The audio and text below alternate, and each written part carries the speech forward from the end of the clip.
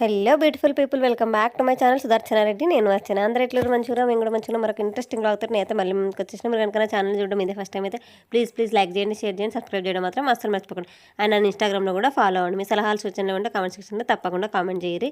So ఈ vlog అయితే మా పాపది యాక్చువల్ బర్త్డే అనమాట. ఆ రోజు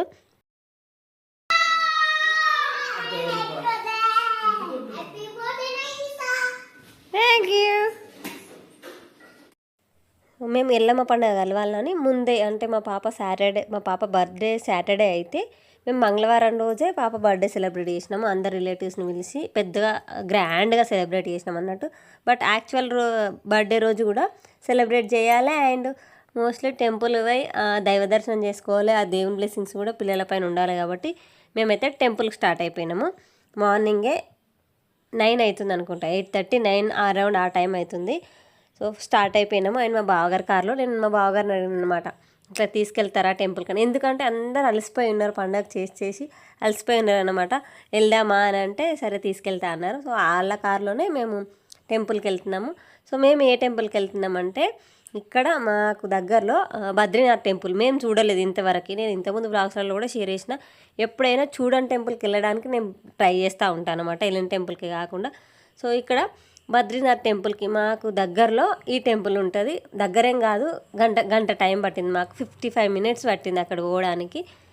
వాళ్ళు కూడా చూడలేదంట ఇంతవరకు. అందుకనేసి పోదామని అనుకొని, నాకైతే ముందే ప్లాన్ ఉంది. అంటే వాళ్ళకి అప్పటికప్పుడు చెప్పినా కానీ మాకు మాత్రం ముందే ప్లాన్ ఉంది. మా చిన్న పాప బర్త్డే ఎప్పుడు మేము ఊర్లోనే ఉంటాము, ఎందుకంటే పెళ్ళి ఉంది నెక్స్ట్ డే. సో మేము ఊర్లోనే ఉంటాము, ఖచ్చితంగా ఈ టెంపుల్కి పోవాలి. చూడలేదు ఎప్పటి నుంచో, అది స్టార్టింగ్ పెట్టినప్పటి నుంచి, అంటే ఇన్స్టాగ్రామ్లో ట్రెండ్ అయినప్పటి నుంచి నేను అనుకున్నా పోదామని. బట్ వీలే కాలేదు. సో ఇన్ని రోజులకి మా చిన్న పాప బర్త్డే కలిసి వచ్చి మేము ఆ టెంపుల్కి వెళ్ళినాము.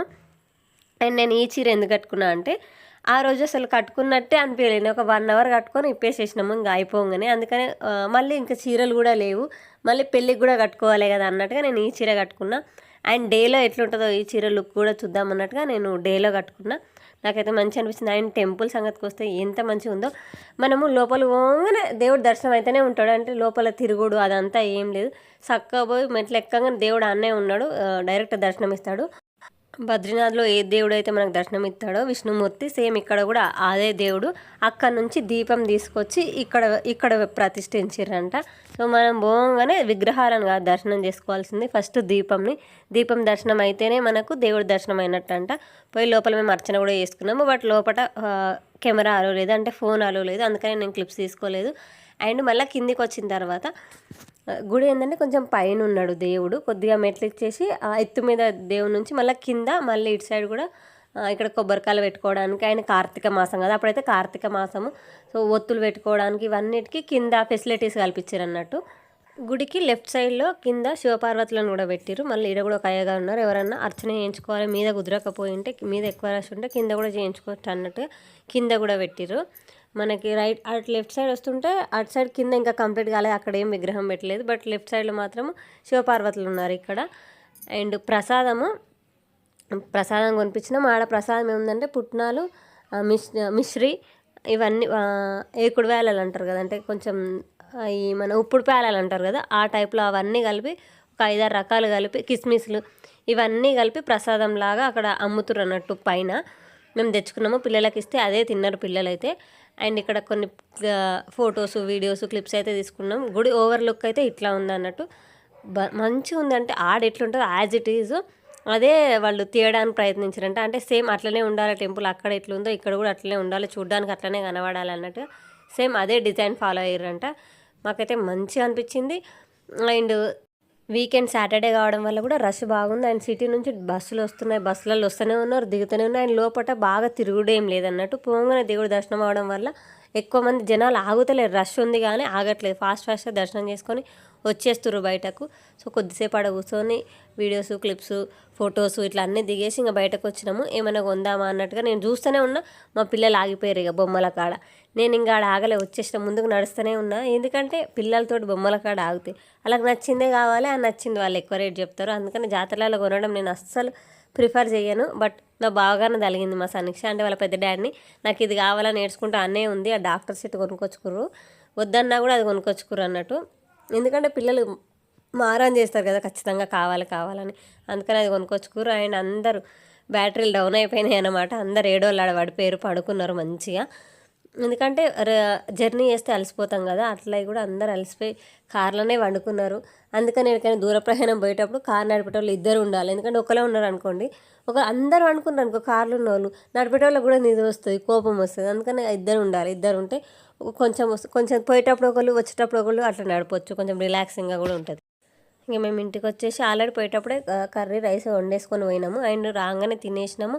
అండ్ ఆ రోజు మా పెద్ద ఆడపడుచుకి వీళ్ళను ఊర్లోనే ఇచ్చినాం అన్నమాట. అంటే మాది ఏ ఊరు అయితే ఉందో ఆ ఊర్లోనే, అలా అత్తగారు ఊరు అమ్మగారు ఊరు ఒకటే ఊర్లోనే ఇచ్చినాం అన్నట్టు, ఇచ్చిర్రంట. ఆవిడకి ఒడిబియ్యం పోస్తున్నాం అన్నట్టు. ఇదైతే మేము ఆ రోజు ఎల్లమ్మ పండుగ ఉంది కదా, ఆ రోజు పోయాల్సిందే ఒడిబియ్యము. బట్ ఆ రోజు ఎందుకు వేయాలంటే హడావిడి ఒకటి, అండ్ వేరే థింగ్స్ ఇంకా కొన్ని థింగ్స్ వల్ల మేము ఆ రోజు వేయలేదు అన్నట్టు. సో తర్వాత అయినా పోయొచ్చు అని చెప్తే మేము అంటే వారం ఇళ్ళలో పోయొచ్చు అని చెప్తే ఆ రోజు మా నైనిష బర్త్డే రోజు ఆమెకు ఒడిబియ్యం వస్తున్నాం అన్నట్టు. ఇక్కడ మీరు అదే చూస్తారు. సో పొద్దుగాలనే పోయి అడిగి పోయి దర్శనం చేసుకొని వచ్చి ఇంకా మళ్ళీ వచ్చినాము. మళ్ళీ 12 లోపన్న పోయాలి, లేకపోతే 12 అయిపోయినాకనన్నా పోయాలి కదా అన్నట్టు వచ్చి తినేసినాక 2:30, 3 అట్లా ఒడిబియ్యం పోయడం అయితే స్టార్ట్ చేసేసినాము. మీలో ఎంతమందికి ఇట్లా వీక్లీ చదవడం అలవాటు ఉంది? అంటే బుక్ వస్తుంది కదా సండే బుక్, వీక్లీ బుక్. అప్పట్లో స్వాతి వీక్లీ బుక్ వస్తుండే సండే రోజు. అయితే నేనైతే ఖచ్చితంగా కంపల్సరీ చదువుతుండే, ఏది మిస్ అయినా అదైతే మిస్ కాకపోతుండే. అందులో నేను ఈ ఒడిబియ్యం పోసినాక మంగళారతి ఇచ్చేటప్పుడు పాడే పాట నేను అప్పుడు చదివింటిని.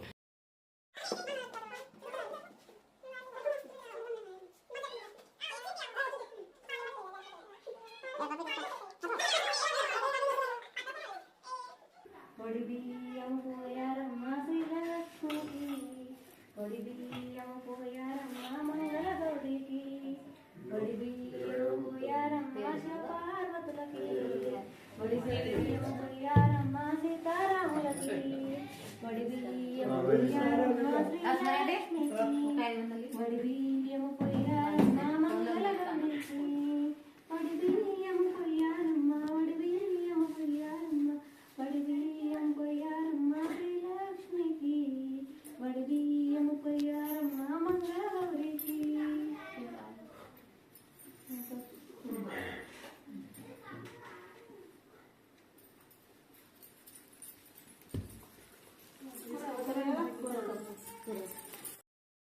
నేను ఆ పాట పాడిన తర్వాత అందరూ ఈ పాట నేను ఏడినలేదే, ఏడు నేర్చుకున్నావు ఈ పాట అని అందరు అడిగారు నన్ను. నేనైతే స్వాతి అప్పుడు వాళ్ళకి ఏం చెప్పినా హడావిలో నాకైతే గుర్తులేదు కానీ, బట్ ఇన్ కేస్ మీరు ఒకవేళ వీడియో చూస్తుంటే నేనైతే స్వాతి వీక్లీలో ఎప్పుడో నా చిన్నప్పుడు చదివిన నేను, అది నాకు గుర్తుకొచ్చింది ఆడ ఒడిబియ్యం పోసేటప్పుడు. ఇదైతే నా ఒడిబియ్యం పోసుకున్నప్పుడు నాకు గుర్తుంది పాట. బట్ అప్పుడు నా ఒడిబియ్యం నేనే వాడుకుంటే బాగుండదు అని అప్పుడు వాడలేదు. ఇప్పుడు సందర్భం వచ్చింది పాడినా. అండ్ ఏడవాడినా ఏడు నేర్చుకున్నా డౌట్ మీరు ఒకవేళ రేజ్ చేస్తే నేను చెప్తున్నా, స్వాతి వీక్లీలో చదివి నేను ఇది గుర్తుపెట్టుకున్నా అంతే. అప్పటిది పెద్దగా కష్టమేం లేదు కదా, చిన్నగానే 2-3 లైన్లే ఉంది, ఈజీగా ఉంది కాబట్టి ఈజీగా గుర్తుండిపోయింది నాకు అంతే. ఒడిబియ్యం పోసిన తర్వాత 5 పిడికిళ్ళ బియ్యము ఆడ కూర్చున్న తాడనేది ఇవ్వచ్చు, ఈడికొచ్చి కూరాడకాడ అయినా తీయచ్చు. ఆడ కూరాడకాడ తీసిన తర్వాత మళ్ళీ దించుతారు అన్నట్టు ఒడిబియ్యం. ఎందుకంటే అన్నీ మోసుకొని పోలేం కదా ఒడిలో పట్టుకొని, అందుకని దించుతారు. 5 దించవచ్చు, పోసిన వాళ్ళు ఒక్కలైనా సరే మొత్తం దించేసేయచ్చు, ఏం కాదు. వడిబియ్యం దించేసి ఒక సంచిలో కట్టేసి ఇంకా వాళ్ళని పంపించేసినాం. అప్పటికే తిన్నాకనే వాళ్ళు ఒడిబియ్యం పోసుకురు. మళ్ళీ ఒడిబియ్యం పోసుకున్నాక చీకటి కావద్దు కదా మా ఇంట్లో అన్నట్టుగా, సో వెళ్ళిపోయారు వాళ్ళు. అండ్ నైట్ బర్త్డే పార్టీకి మా సనీక్ష రెడీ అయిందనమాట. యాక్చువల్లీ నేను ఈ లిప్స్టిక్ మొహమాటానికి పోయి నేను ఈ లిప్స్టిక్ తీసుకున్నా, అసలైతే యూజే చేస్తలేను నేనైతే, వేస్ట్గా ఉన్నది అయితే. అండ్ అది మా సనీక్ష చూసింది, పెట్టుకుంటా అని ఇంకా పెట్టేసుకుంది ఆ రోజు ఆ లిప్స్టిక్ అయితే. అండ్ కేక్, మా నైనిష కేక్ వచ్చేసింది. ఆ రోజు సాటర్డే అవ్వడం వల్ల ఎగ్లెస్ కేక్ ఆర్డర్ ఇచ్చి చేపించడానికి లేట్ అయిందనమాట. అది రాగానే ఇంకా కేక్ కటింగ్కి యాక్చువల్ బర్త్డే సెలబ్రేషన్ జరుగుతుందనమాట మా నైనిషది. సో మా కొత్త ఇంట్లో మా నైనిషదే ఫస్ట్ బర్త్డే అనమాట. ఫస్ట్ బర్త్డే అండ్ తనదే. మా బావగారికి 2 పిల్లలు, మాకు 2 పిల్లలల్లా, ఈ 4 పిల్లలల్లా మా నైనిష లాస్ట్ పాప అయినా కూడా మొదటి బర్త్డే, మా కొత్త ఇంట్లో మొదటి బర్త్డే, ఫస్ట్ టైం బర్త్డే చేసుకుంది మా నైనిష. ఇదే ఆమె ప్రతిదీ మా కొత్త ఇంట్లో ఏ న్యూ థింగ్ జరిగినా కూడా అది మా నైనిషతోటే స్టార్ట్ అవుతుంది అనమాట. సో బర్త్డేలు చేయడం కూడా మా నైనిషతోటే స్టార్ట్ అయింది. ఇంకా అక్కడున్న ఆ రోజు పెళ్ళి అని చెప్పిన కదా, వాళ్ళది నెక్స్ట్ డే పెళ్ళి. ఆ రోజు కూరలు ఐరన్లు పడుతురు. సో అందరు ఆడికి వెళ్ళిపోయారు, ఆ ఫంక్షన్ కాడికి వెళ్ళిపోయారు. అందుకే పిల్లల్ని పిలిచి మేము మా నైనిష బర్త్డే సింపుల్గా ఆల్రెడీ పెద్దగా సెలబ్రేట్ చేసేసినాం. సో అందుకే ఎవరిని పిలవలేదు, జస్ట్ మేము ఇంట్లో మెంబర్స్ అండ్ గల్లీలో పిల్లలు అంతే, వీళ్ళతో సెలబ్రేట్ చేసేసినాం మా నైనిష బర్త్డే.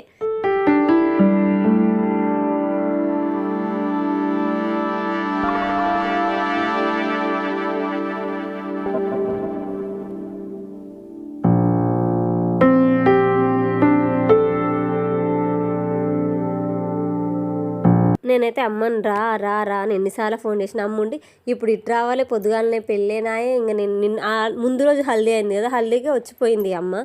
మళ్ళీ నేను అటు ఇటు తిరగలేను, ఇప్పటికీ 2-3 సార్లు తిరుగుడు అయింది. నేను ఇక నేను అలసిపోయినాను, ఇంక అమ్మ రాలేదు. అండ్ నేను ఆల్రెడీ షేర్ చేసిన కదా, ఈ బర్త్డే సెలబ్రేషన్ అయిపోయిన తర్వాతనే మేము అమ్మ వాళ్ళ ఇంటికి నిద్రకు పోయినామా, ఒడిబియ్యం పోసిన ఇంట్లో నిద్ర వేయాలంటే ఇంకా మేము వెళ్ళిపోయినాం. అందుకని ఇక అమ్మ రాలేదు. ఇక మీరే ఇటు వచ్చేటోళ్ళు అయితే ఇక మళ్ళీ నేను అటు ఏం రావాలి ఈ బర్త్డే కోసానికి, ఆల్రెడీ ఒకసారి చేసారు కదా అప్పుడు ఉన్నాం కదా మేము, మళ్ళీ ఎన్నిసార్లు చేస్తే అన్నిసార్లు ఉండాలా అన్నట్టుగా ఇంకా అమ్మ అయితే రాలేదు. మా సమీక్ష దొరికిందే ఛాన్స్ అని ఇంకా మంచిగా కేక్ అయితే ఎంతమంది పెట్టినా కూడా తింటూనే ఉన్నది. చిల్లకి పెడితే తినకపోతే ఆమె అయితే తింటూనే ఉన్నది మంచిగా. మా సమీక్ష అండ్ నైనిష కూడా బర్త్డే రోజు అంత మంచిగా ఉంది, కేక్ పెడితే మాత్రం తినలేదు. ఈరోజు మాత్రం మంచిగా తిన్నది, అంటే యాక్చువల్ బర్త్డే రోజు అయితే మంచిగా తిన్నది.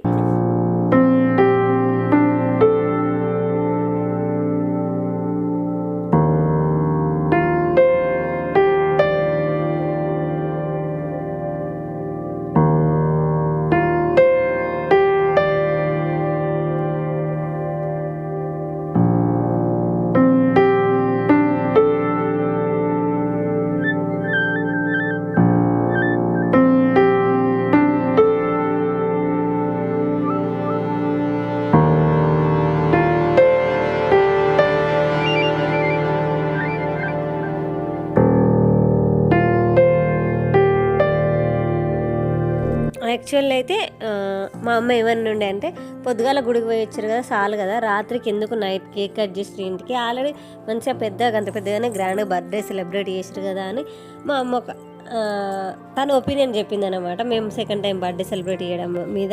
సో నాకు కూడా అనిపించింది ఈ డౌట్ నీకే కాదమ్మా అందరికి వస్తుంది, మొన్ననే వేసురు వీళ్ళ కథలు కాకపోతే మళ్ళీ వేసుడు అవసరమా ఈ బర్త్డే, మళ్ళీ వేసురు కదా ఎప్పుడైతే ఎప్పుడోసారి వేసురు కదా అనే డౌట్ అయితే అందరికి వస్తుంది. బట్ వీళ్ళందరి మీద ముఖ్యం కాదు మాకు, మా పాప రేపు పెద్దగా అయిన తర్వాత ఇట్లనే ఎక్కిరించేటప్పుడు నీ బర్త్డే రోజు నీ బర్త్డే వేయలేదురా, ముందు రోజే వాళ్ళకి పండుగ కలిసి వస్తుందని ముందు రోజే కేక్ కట్ చేపించి ఇట్లా చేసిరని చెప్తారు. లేకపోతే తను ఎప్పుడైనా అనుకున్నప్పుడు ఫస్ట్ బర్త్డే నా జీవితంలో ఫస్ట్ టైం చేసే ఒక సెలబ్రేషను, అది కూడా నా బర్త్డే రోజు యాక్చువల్ డేట్ రోజు చేయలేదా అనే థాట్ తాను వెనుక తిరిగి ఆలోచించుకుంటే తనకు రావద్దు, తను అసలు రిగ్రెట్ ఫీల్ కావద్దు, ఆ రిగ్రెట్ ఫీల్ కావడానికి మేము అస్సలు కారణం కావద్దు అనే ఒక ఉద్దేశం. చిన్న కేక్ తెచ్చి కట్ చేయడంలో అందులో పెద్దగా మనకు ఖర్చు వచ్చేది ఏమీ లేదు, ఇంకా పెద్దగా చేసేది కూడా ఏమీ లేదు కదా. సో దానికి ఎందుకు వెనక పోవాలని ఒకే ఒక థాట్ తోటి మేము అస్సలు వెనక పోలేదు. చేద్దాం, షూర్గా చేద్దాము, మా అంటే 1000 రూపాయలు అయితే కావచ్చు కేక్కి, అంతే కదా, దానికి భయపడడం ఎందుకు, ఇన్ని లక్షలు పెట్టి పండుగ చేయొచ్చు కానీ ఒక చిన్న కేకేనా అని అనుకున్నాము. అండ్ చేద్దామని గట్టిగా అనుకొని ఇంకా మేమైతే సెలబ్రేట్ చేసినాము. అండ్ అందరు బర్త్డే పార్టీలో అందరికి ఇష్టమైన థింగ్ ఇది ఏంటంటే కేక్ డిస్ట్రిబ్యూట్ చేసుడు, ఎవరు పెద్దగా వస్తుందో చూసుకున్నాడు అనమాట, అందరికి డిస్ట్రిబ్యూట్ చేసేసినాము.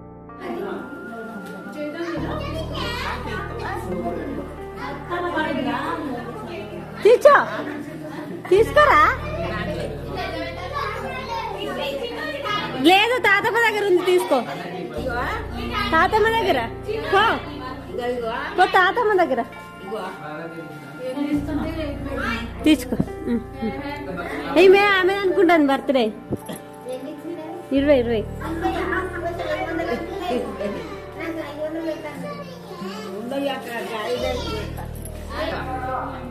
చూసినావా, పెద్ద నోట్ అని తీసుకుని చూసినావా,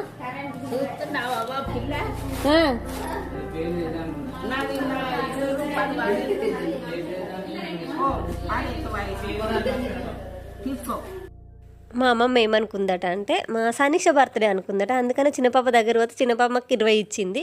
లేదు ఆమెది కాదు బర్త్డే ఈమెదే అని చెప్తే అయ్యో ఈమెదేనా అని మళ్ళీ 500 నోట్ ఇచ్చింది, 500 ఇచ్చింది అన్నట్టు మా నైనిషకి గిఫ్ట్.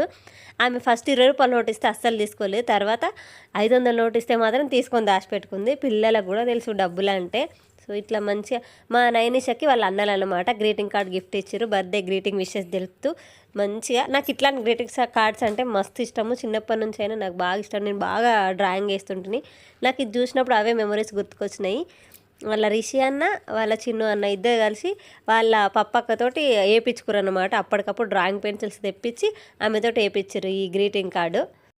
ఇట్లా కుటుంబ సభ్యులందరి మధ్యలో మా చిన్న పాప బర్త్డే అయితే సెకండ్ టైం, అంటే ఒరిజినల్ బర్త్డే ఏ రోజైతే ఉందో ఆ రోజు ఇట్లా పొద్దున గుడి పోవడం, మధ్యాహ్నం వాళ్ళంతా కొడిబియ్యం పోయడం, రాత్రి ఇట్లా పార్టీ కావడం, అండ్ ఫాలోడ్ బై దిస్ మేము మా రిలేటివ్స్ని పోయి పెళ్లి కూతుర్ని చేయడం, అందులో పాల్గొనడం, నెక్స్ట్ డే పెళ్ళికి పోవడం, ఫుల్ బిజీగా జరిగింది. మీరైతే ఆ బ్లాగ్ చూడకపోయింటే వెళ్ళి ఒకసారి చెక్ చేయండి. So that's it for the video. Bye.